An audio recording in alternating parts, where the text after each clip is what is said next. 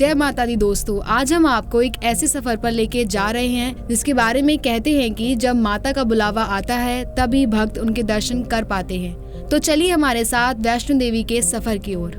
माता वैष्णो देवी में हर दिन 50,000 के करीब लोग आते हैं। तो इसके मुताबिक हर साल 1,82,00,000 लोग माता के दर्शन के लिए आते हैं। आप इस संख्या पर मत चौंकिएगा, क्योंकि इससे भी बड़ी और हैरानी वाली बात तो ये है कि माता वैष्णो में जितने लोग हर साल आते हैं वो संख्या भी सीरिया देश की आबादी से ज्यादा है। अगर हम वैष्णो देवी जाने के लिए आसान और पॉकेट फ्रेंडली साधन देखते हैं तो वो मेरे हिसाब से ट्रेन का है, क्योंकि लगभग सभी राज्यों से ट्रेन कटरा स्टेशन तक जाती ही है। यात्रा की सही सुविधा के चलते भी भारी मात्रा में लोग यहाँ आते हैं। वैसे तो हर एक मौसम सही होता है माता वैष्णो के दर्शन के लिए, लेकिन बारिश के मौसम में आपको थोड़ा ध्यान से यात्रा करनी पड़ती है। अब हम शुरू करने जा रहे हैं अपनी यात्रा अर्धकुंवारी की तरफ। उससे पहले हम आपको अर्धकुंवारी तक पहुँचने के लिए एक बहुत बड़े बदलाव के बारे में बता देते हैं। जो भक्त सिर्फ अभी तक घोड़े, पिट्ठू, पालकी या फिर हेलीकॉप्टर का इस्तेमाल करते थे, अब सरकार जल्द ही कटरा से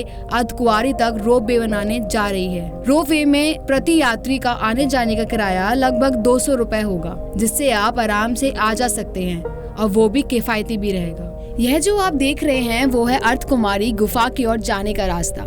इसके बारे में मान्यता है कि माता रानी ने अर्धकुंवारी में 9 महीने तक तपस्या की थी।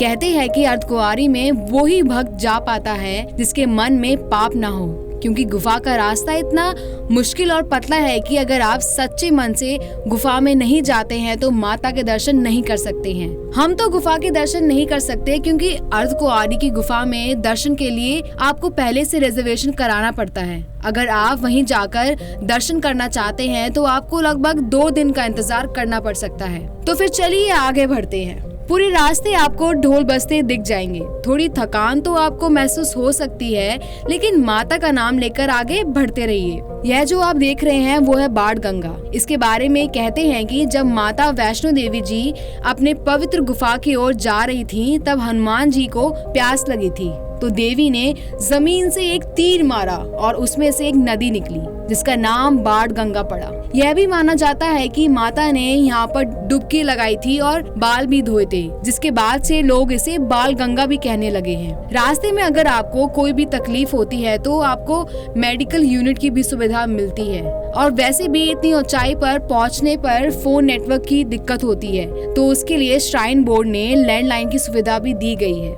दोस्तों, माता देवी वैष्णो के सबसे बड़े बदलाव की बात करें तो यात्रा पर्ची जो सबसे जरूरी होती थी माता के दर्शन के लिए, वो अब हमेशा के लिए बंद होने जा रही है, क्योंकि उसकी जगह अब RFID कार्ड जल्द ही लागू होने वाला है। ये कार्ड प्लास्टिक का होगा, जैसे हम ATM यूज करते हैं उसकी तरह, और इस कार्ड का प्रयोग अमरनाथ यात्रा में किया जा रहा है। और नए साल में हुए माता वैष्णो में भगदड़ की वजह से कई भक्तों की जान गई थी। इसके बाद श्राइन बोर्ड ने इस कार्ड का फैसला लिया है। इस कार्ड में श्राइन बोर्ड भक्तों की ट्रेसिंग कर सकता है, जिससे लिमिट से ज्यादा लोग कटरा से आगे प्रवेश नहीं कर पाएंगे। तो दोस्तों, ये थे कुछ बहुत बड़े बदलाव वैष्णो देवी के दर्शन की ओर। अगर आप वैष्णो देवी जा रहे हैं तो कृपया इन सारी बातों का ध्यान रखें, और ऐसी ही रोचक जानकारी के लिए देखते रहिए हमारा चैनल प्रभु भक्ति, क्योंकि कृपा प्रभु की और आस्था भक्तों की।